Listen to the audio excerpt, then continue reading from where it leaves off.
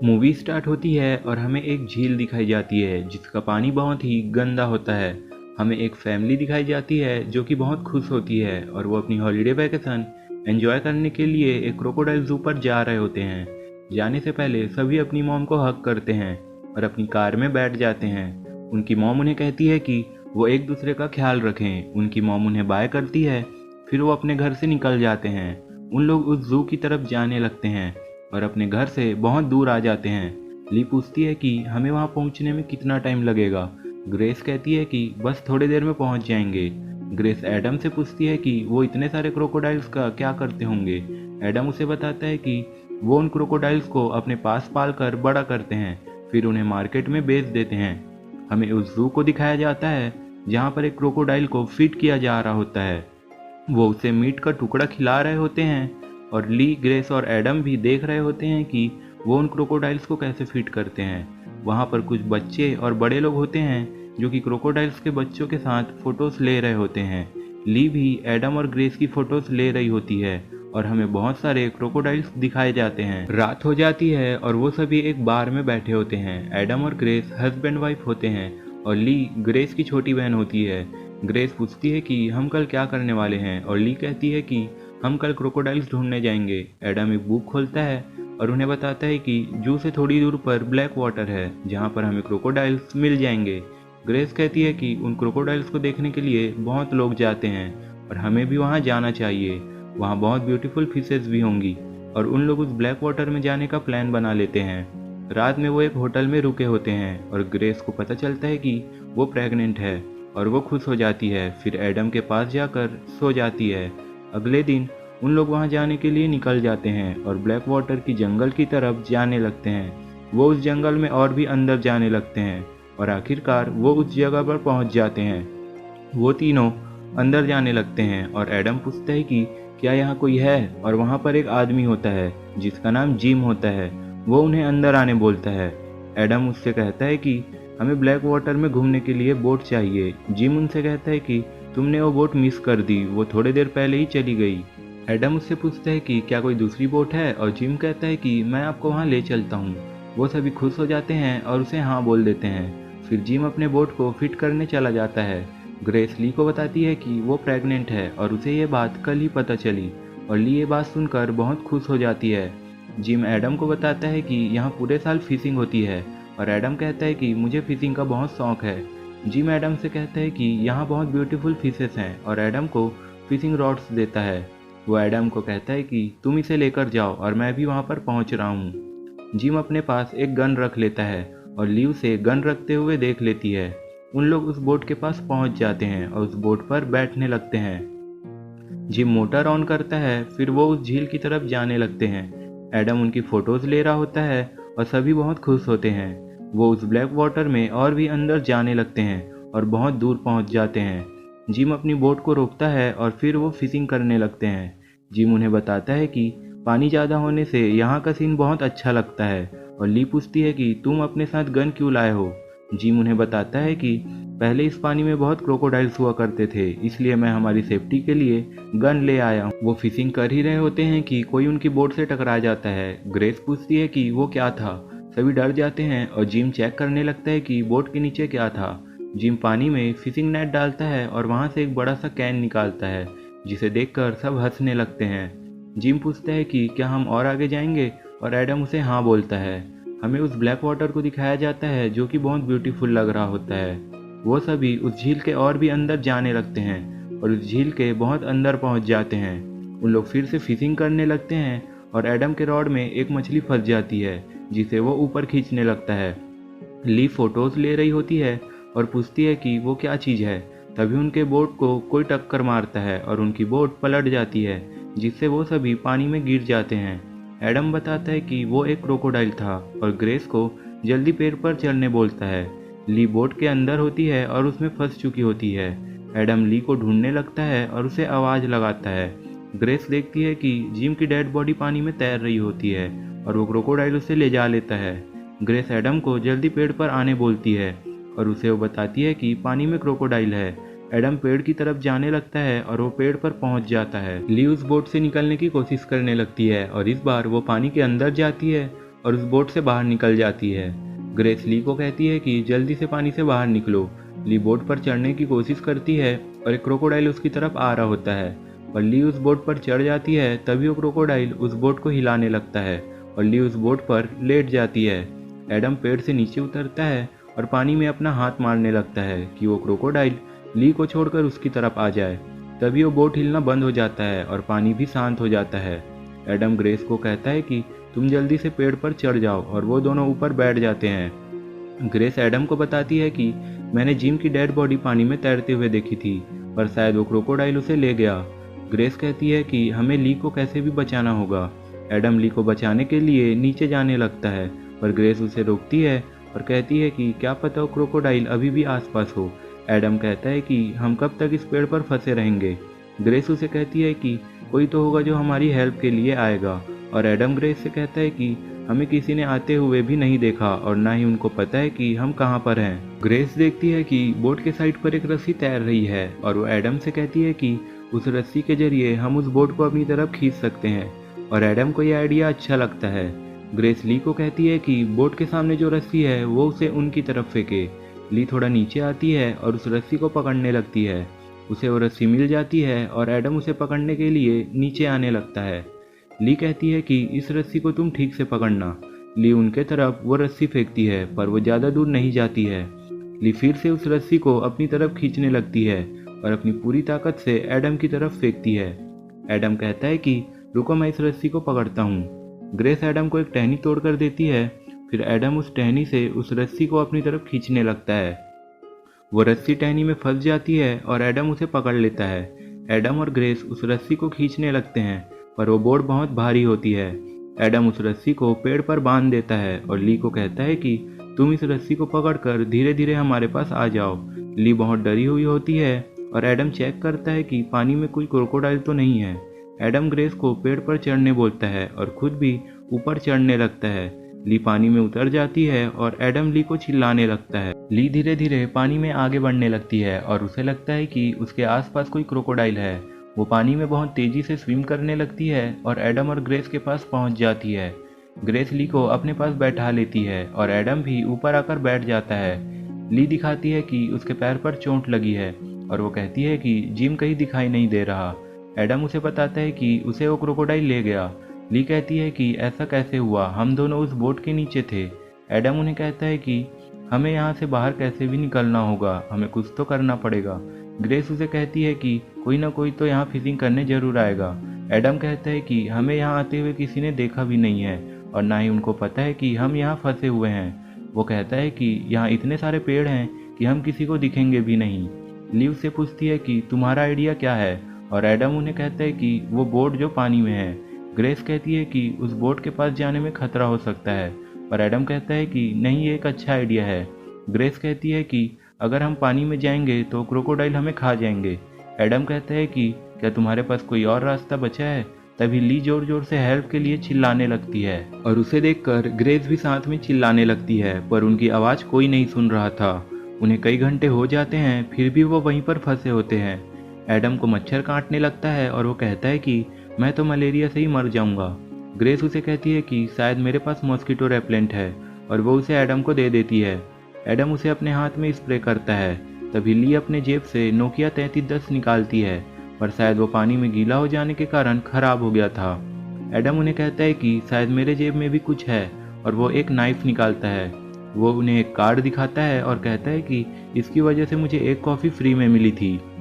तभी पानी में उन्हें कुछ आवाज़ सुनाई देती है और ग्रेस कहती है कि वो क्या था, पर वहाँ पर कुछ भी नहीं होता है। उस ब्लैक वाटर का पानी इतना गंदा होता है कि वो ये भी नहीं देख पा रहे थे कि पानी के नीचे क्या है।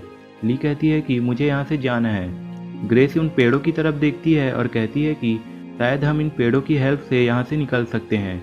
एडम कहता है कि हमें यहाँ से निकलने के लिए दिमाग के साथ हिम्मत से भी काम लेना होगा। ग्रेस कहती है कि हम पेड़ों की हेल्प ले सकते हैं, पर एडम कहता है कि नहीं, हम बोट से जाएंगे। दोनों आपस में झगड़ने लगते हैं और ली उन्हें चुप रहने को कहती है। वो कहती है कि हमें पेड़ों के सहारे ही यहाँ से जाना चाहिए। एडम हंसने लगता है और कहता है कि जरा देखो, तुम्हें लगता है कि आसान होगा। वो तीनों उस पेड़ पर बैठे होते हैं और सोचने लगते हैं कि क्या करें। ग्रेस कहती है कि हमें पेड़ों के सहारे निकल जाएंगे, हमें एक बार ट्राई करना चाहिए। और एडम कहता है कि ठीक है, मैं जाता हूँ। ग्रेस उसे कहती है कि नहीं, तुम नहीं जा सकते, तुम्हारा चश्मा खो गया है और बिना चश्मे के तुम अंधे हो, पहले मुझे जाना चाहिए। और एडम कहते हैं कि मैं अंधा नहीं हूँ, मैं देख सकता हूँ। ग्रेस उठकर जाने लगती है पर ली उसे जाने से मना करती है और कहती है कि मैं जाऊँगी। ग्रेस उसे वहीं रहने बोलती है और कहती है कि मैं सिर्फ एक पेड़ से दूसरे पेड़ पर जाऊंगी और रास्ता ढूंढकर आ जाऊंगी। ली उसे हाँ बोलती है और ग्रेस वहां से जाने लगती है। एडम उसे अपना ख्याल रखने बोलता है और उसे किस करता है। ग्रेस वहां से नीचे उतरती है और वहां से जाने लगती है। वो एक पेड़ से दूसरे पेड़ के सहारे आगे बढ़ने लगती है। एडम और ली उसे देख रहे होते हैं और वो और भी आगे जाने लगती है। ग्रेस भी उन्हें पीछे मुड़ मुड़ कर देखने लगती है। सभी पेड़ पानी में डूबे हुए थे, इसलिए उन पर काई जम गई थी, जिससे ग्रेस को उन पर चलने में मुश्किल हो रही थी। ग्रेस थोड़ा और आगे पहुंच जाती है, उसे चिड़ियों की आवाज़ आने लगती है। वो पत्ते हटाकर देखती है तो उसके सामने एक नदी होती है। ग्रेस ऊपर देखती है तो उसे आसमान में प्लेन भी साफ साफ दिखाई दे रहा होता है। ग्रेस को पीछे से कोई आवाज़ आती है पर वहाँ पर कुछ नहीं होता है। वो वापस एडम और ली के पास जाने लगती है। ग्रेस जा ही रही होती है कि तभी वो देखती है कि पानी में बबल्स आ रहे हैं। ग्रेस उसे चेक करने के लिए एक टहनी तोड़ती है, फिर थोड़ा नीचे बैठकर देखने लगती है कि वहाँ पर क्या है। वो कुछ पत्ते हटाती है और वहाँ पर किसी का कान होता है, जिसे देखकर ग्रेस डर जाती है और चिल्लाने लगती है। वो पेड़ों पर जल्दी जल्दी चढ़कर एडम और ली की तरफ जाने लगती है। ली और एडम भी उसे चिल्लाने लगते हैं। ग्रेस उन लोगों के पास पहुंच जाती है और एडम ग्रेस को गले लगा लेता है। वो ग्रेस को अपने साथ बैठा लेते हैं और ग्रेस उन्हें कहती है कि मैं पेड़ों पर उलझ गई थी पर अब मैं ठीक हूँ। वो उन्हें बताती है कि यहाँ से थोड़ी दूर पर मैंने एक रिवर देखी है और सभी तरफ क्रोकोडाइल्स हैं और पानी में तैरने के लिए बहुत कम जगह है। एडम पूछता है कि वो कितनी दूर पर है और ग्रेस कहती है कि कुछ 5000 मीटर होंगे। एडम कहता है कि हमारे पास बोट तो है। ली कहती है कि हम उसे अपने पास कैसे लाएंगे और एडम कहता है कि हमने कोशिश तो नहीं की। एडम उन्हें कहता है कि हमें क्या करना चाहिए, हम यहाँ ज़्यादा देर तक नहीं रुक सकते। और ली कहती है कि हमें यहीं रुककर किसी का वेट करना चाहिए, कोई ना कोई तो ज़रूर आएगा। एडम कहता है कि ऐसे में तो हम यहाँ से कभी नहीं निकल पाएंगे। उन लोग सोचने लगते हैं कि अब क्या करना चाहिए। हमें उस ब्लैक वाटर के कुछ सीन्स दिखाए जाते हैं जिसका पानी बहुत ही गंदा होता है और वहाँ पर पेड़ों के अलावा और कुछ भी नहीं था। ली अचानक से उठती है और कहती है कि शायद मैं गिरने वाली थी। ली ग्रेस को मॉस्किटो रेपेलेंट मांगती है पर अचानक से वो रेपेलेंट नीचे गिर जाता है। ग्रेस ली को सॉरी बोलती है और वो मॉस्किटो रेपेलेंट पानी में डूब जाता है। एडम कहता है कि अब हमें यहाँ से चलना चाहिए, शायद उस क्रोकोडाइल ने जिम की बॉडी को खा लिया होगा और अब वो वापस नहीं आएगा। हम जितनी जल्दी यहाँ से निकलेंगे उतना ही हमारे लिए अच्छा होगा। ग्रेस कहती है कि ठीक है, तो अब बताओ तुम्हारा प्लान क्या है। एडम उन्हें बताता है कि मैं उस बोट तक जाऊंगा और उसे लाऊंगा और फिर हम यहाँ से बाहर निकल जाएंगे। ग्रेस पूछती है कि क्या मैं भी आ सकती हूँ, पर एडम उसे मना करता है और कहता है कि यहाँ पर ताकतवर मैं हूँ और मुझे ही जाना होगा। एडम जाने लगता है पर ग्रेस उसे रोकने लगती है और वो कहता है कि मैं जल्दी आ जाऊंगा। एडम पेड़ से नीचे उतरता है और देखने लगता है कि कहीं आसपास कोई क्रोकोडाइल तो नहीं है। वो धीरे से पानी में उतरता है और संभल संभल कर आगे जाने लगता है। एडम बोट के पास में ही होता है, तभी उसके पैर से कुछ चीज़ टकराती है और वो वहीं पर रुक जाता है। एडम थोड़ा आगे बढ़ता है और उस बोट को पकड़ लेता है। वो उस बोट को सीधा करने की कोशिश करता है पर वो बोट बहुत भारी होती है। एडम और भी कोशिशें करता है पर वो उस बोट को नहीं पलट पा रहा था। वो उस पानी के अंदर चला जाता है और उस बोट के अंदर पहुंच जाता है। एडम पानी के अंदर होता है और उसकी तरफ कोई आ रहा होता है। अचानक से बोट हिलने लगती है और ली और ग्रेस चिल्लाने लगते हैं। तभी वो बोट पलट जाती है पर उन्हें एडम दिखाई नहीं दे रहा होता। तभी एडम पानी से बाहर आता है और ग्रेस को अच्छा लगता है। तभी उसे कोई पानी में खींच लेता है और पूरा पानी हिलने लगता है। ग्रेस और ली एडम को चिल्लाने लगते हैं। तभी वो क्रोकोडाइल बाहर आता है और उसके मुंह में एडम की बॉडी होती है, जिसे देखकर ग्रेस बहुत रोने लगती है। ली भी डर जाती है और वो क्रोकोडाइल वापस पानी में चला जाता है।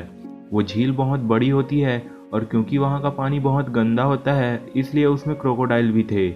वो दोनों वहीं पर बैठे होते हैं और ली कहती है कि हमारा भी यही हाल होगा, पर ग्रेस उसे कहती है कि हम उस बोट से यहाँ से निकलेंगे। ली कहती है कि तुम्हारी इस आइडिया से हम दोनों मर जाएंगे। ग्रेस उसे चुप रहने को कहती है और बोलती है कि जाओ वहाँ पर जाओ और नज़र रखो। ली उस तरफ चली जाती है और ग्रेस उसे एक टहनी देती है। ग्रेस वो टहनी लेकर नीचे उतरती है और बोट की रस्सी को अपने तरफ खींचने लगती है, पर रस्सी उससे बहुत दूर होती है और वो उसे नहीं खींच पा रही थी। ली पानी में कुछ आते हुए देखती है और वो ग्रेस को ऊपर बुला लेती है, पर पानी में कुछ भी नहीं होता है। ग्रेस कहती है कि मैं फिर से कोशिश करूंगी। ग्रेस अपने आसपास लंबी टहनी ढूंढती है, फिर वह उस टहनी को तोड़ने के लिए जाने लगती है। तभी एक क्रोकोडाइल जंप करता है और ग्रेस डर कर ली के पास चली जाती है। वो क्रोकोडाइल उन्हें देखने लगता है और फिर पानी के अंदर चला जाता है। वो दोनों चेक करते हैं कि क्या वो क्रोकोडाइल अभी भी पानी में है। ग्रेस कहती है कि बोट हमसे दूर जा रही है और ली कहती है कि वो क्रोकोडाइल भी उस पानी में है। ग्रेस देखती है कि एडम की बॉडी पानी में तैर रही है और वो उसे देखकर रोने लगती है। ग्रेस कहती है कि मैं उसे ये भी नहीं बता पाई कि मैं प्रेग्नेंट थी, और ग्रेस पुरानी बातों को याद करके रोने लगती है। शाम होने लगती है और वो जगह और भी खतरनाक हो जाती है। धीरे धीरे रात भी हो जाती है और मौसम बहुत खराब होता है। ली और ग्रेस कुछ बातें कर रहे होते हैं और हमें उस क्रोकोडाइल को दिखाया जाता है जो कि पानी में तैर रहा था। उन्हें लगता है कि पानी में कुछ है और वो देखते हैं कि वो क्रोकोडाइल उस डेड बॉडी को खा रहा है और वो बॉडी एडम की होती है। उन लोग कैसे कैसे उस रात को बिता लेते हैं। सुबह हो जाती है और वो उसी पेड़ पर बैठे होते हैं। ली ग्रेस को आवाज़ लगाती है पर वो कुछ भी नहीं बोलती है। ली उसे कहती है कि सब कुछ ठीक हो जाएगा, एडम के मरने का दुख मुझे भी है। ग्रेस उसे कहती है कि बोट भी दूर चली गई है और ली कहती है कि हमें कुछ तो करना होगा। ग्रेस उसे कहती है कि मैं उस बोट के पास नहीं जाऊंगी। ली कहती है कि मैं थक चुकी हूँ और मुझे प्यास लगी है। ग्रेस कहती है कि मुझे भी प्यास लगी है। ली पूछती है कि हम अब क्या करेंगे। ग्रेस कहती है कि शायद कोई बोट वहाँ से जा सकती है जहाँ से हम लोग आए हैं, हमें वहाँ जाकर उसे देखना चाहिए। ग्रेस कहती है कि मुझे वहाँ जाकर चेक करना चाहिए और ली कहती है कि मैं भी साथ चलूँगी। ग्रेस उस पेड़ से उतरती है और चेक करती है कि कोई क्रोकोडाइल तो नहीं है। फिर वो दोनों वहाँ से जाने लगते हैं। वो पेड़ों के सहारे आगे बढ़ने लगते हैं। ग्रेस एक बार फिर से चेक करती है कि कहीं आसपास कोई क्रोकोडाइल तो नहीं है और वो ली को कहती है कि हमें उस सामने वाले पेड़ के पास जाना पड़ेगा। वो दोनों हिम्मत करके उस पानी में उतरने लगते हैं और सामने वाले पेड़ की तरफ जाने लगते हैं। ग्रेस को लगता है कि उसके आसपास कोई है और वो कहती है कि शायद हमें जाना होगा, पर ली कहती है कि हम बस पहुंचने ही वाले हैं। वो दोनों डरे हुए होते हैं। तभी उनके सामने वो क्रोकोडाइल आ जाता है और उसे देखकर वो खुद को संभालने की कोशिश करते हैं। वो दोनों वहीं पर चुपचाप खड़े रहते हैं और वो क्रोकोडाइल पानी के अंदर चला जाता है। पर फिर वो दोनों पेड़ की तरफ भागने लगते हैं और वो क्रोकोडाइल ग्रेस को पकड़ लेता है। ली उसे चिल्लाने लगती है पर वो क्रोकोडाइल ग्रेस को नहीं छोड़ रहा होता है और अचानक से ग्रेस पानी के अंदर चली जाती है। ली उसे आवाज लगाने लगती है। तभी ग्रेस पानी से बाहर आती है और ली उसे अपनी तरफ खींच लेती है। वो दोनों जल्दी जल्दी पेड़ की तरफ आने लगते हैं और फिर वो पेड़ पर चढ़ जाते हैं। ग्रेस को बहुत दर्द हो रहा होता है और ली देखती है कि ग्रेस के पैर को क्रोकोडाइल ने काट लिया है। ली ग्रेस को शांत रहने बोलती है और वो उसके पैर पर एक पट्टी बांध देती है, जिससे ग्रेस को बहुत दर्द होता है। ग्रेस के पैर से ब्लड बहना रुक जाता है और ली को लगता है कि कोई बोट उनके आसपास है। ली उस बोट की तरफ भागती है और उस बोट वाले को आवाज लगाने लगती है। ली उस बोट वाले को बहुत चिल्लाती है पर वो उसे नहीं सुनता है और वहां से चला जाता है। ली और भी जोर से चिल्लाने लगती है पर वो वहां से जा चुका होता है। ली को लगता है कि पानी के नीचे कुछ है और वो ग्रेस को कहती है कि वो अपने पैर जल्दी ऊपर कर ले। ली ग्रेस की तरफ भागने लगती है और पेड़ पर चढ़कर ग्रेस के पैर को ऊपर ले आती है। ली कहती है कि मुझे इस कपड़े को बदलना होगा, इसमें पूरा ब्लड फैल चुका है। ग्रेस उस बोट के बारे में पूछती है और ली कहती है कि उसने मुझे नहीं सुना। ली ग्रेस के पैर में दूसरा कपड़ा बांध देती है और वो देखती है कि उसके हाथ में पूरा ब्लड लग चुका है। ली कहती है कि मैं जाकर बोट ले आती हूँ, पर ग्रेस उसे जाने से मना करती है। ली कहती है कि मैं जल्दी आ जाऊंगी और ग्रेस कहती है कि एडम ने भी यही कहा था। ली कहती है कि मुझे कुछ नहीं होगा, मुझ पर भरोसा रखो, और वो वहां से चली जाती है। वो उस बोट को देखती है और थोड़ा सोचने लगती है। ली पानी में उतर जाती है और तैरकर धीरे धीरे उस बोट की तरफ जाने लगती है। ली उस बोट के पास पहुंच जाती है और फिर उस बोट के अंदर भी आ जाती है। वो उससे पानी निकालने लगती है और उसमें लगे उस मोटर को ऑन करने लगती है, पर वो उससे स्टार्ट नहीं हो रहा था। ली को लगता है कि पानी में कुछ है और वो उस बोट के पीछे होकर बैठ जाती है। ली अपने सभी तरफ चेक करती है कि कोई है तो नहीं। तभी वो क्रोकोडाइल बाहर आ जाता है और उस बोट के अंदर आने लगता है। ली उसे देखकर डर जाती है और पानी में चली जाती है। ली पेड़ की तरफ भागने लगती है, पर वो क्रोकोडाइल ली को पकड़ लेता है और पानी के अंदर ले जा लेता है। ली बहुत छटपटाने लगती है और वो बेहोश हो जाती है। ली को थोड़ी देर बाद होश आ जाता है और वो देखती है कि उसके साइड में जिम की बॉडी पड़ी है। ली देखती है कि उसकी एक उंगली मुड़ चुकी है और वो उसे सीधा करने लगती है, फिर उसे एक कपड़े से बांध देती है। ली चेक करती है कि उसे कोई चोट तो नहीं लगी है और उसे उस क्रोकोडाइल ने काट लिया होता है। ली उठकर बैठती है और वो जिम के पास से उसका पिस्टल ले लेती है। वो चेक करने लगती है कि उस गन में गोली है कि नहीं, फिर उस पिस्टल को पानी में साफ करने लगती है। ली को लगता है कि पानी में कुछ है और वो उस गन में बुलेट्स डालकर उसे लोड कर लेती है। ली उस गन को ट्राई करती है और उससे शूट करके देखती है। ली को एक आइडिया आता है और वो जिम के हाथ को निकालकर उसे पानी में हिलाने लगती है ताकि वो क्रोकोडाइल उसकी तरफ आ सके। ली बहुत कोशिश करती है पर वहाँ कोई क्रोकोडाइल नहीं आता है। ली उस हाथ को और गन को पकड़कर खड़ी हो जाती है, तभी उसके पीछे तरफ वो क्रोकोडाइल आ जाता है और ली जब उसे देखती है तब वो बहुत डर जाती है और उसके तरफ गन पॉइंट करने लगती है। ली वहाँ से भागने लगती है और वो क्रोकोडाइल उसका पीछा करने लगता है। ली बहुत दूर चली जाती है और वो क्रोकोडाइल भी पानी के अंदर चला जाता है। ली एक जगह पर रुक जाती है और उस क्रोकोडाइल को ढूंढने लगती है, तभी वो क्रोकोडाइल बाहर आता है और ली के हाथ को काट लेता है। ली के हाथ से बहुत ब्लड आने लगता है और उसका हाथ क्रोकोडाइल के मुंह में होता है। ली उस पर गन से शूट कर देती है और उस क्रोकोडाइल के सर से ब्लड आने लगता है। ली उस क्रोकोडाइल को देखने लगती है और वो क्रोकोडाइल धीरे धीरे पानी में डूब जाता है। ली खुलकर सांस लेती है और उसे थोड़ा अच्छा लगता है। ली धीरे धीरे ग्रेस की तरफ जाने लगती है और वो ग्रेस के पास पहुंच जाती है। ली ग्रेस को बताती है कि मैंने उस क्रोकोडाइल को मार दिया है और अब हम यहाँ से बाहर निकल सकते हैं। ली ग्रेस को उठाने लगती है पर ग्रेस नहीं उठ रही होती है। ली को कुछ समझ नहीं आता है कि उसे क्या हुआ है और वो रोने लगती है। ली बहुत रोती है और उसे कहती है कि तुम मुझे छोड़कर नहीं जा सकती। ली उस बोट को वहाँ से निकाल लेती है और ग्रेस को अपने साथ लेकर वहाँ से जाने लगती है। ली बोट को उस झील से बाहर निकालने लगती है, फिर वहाँ से सिटी की तरफ जाने लगती है और मूवी यहीं पर एंड हो जाती है।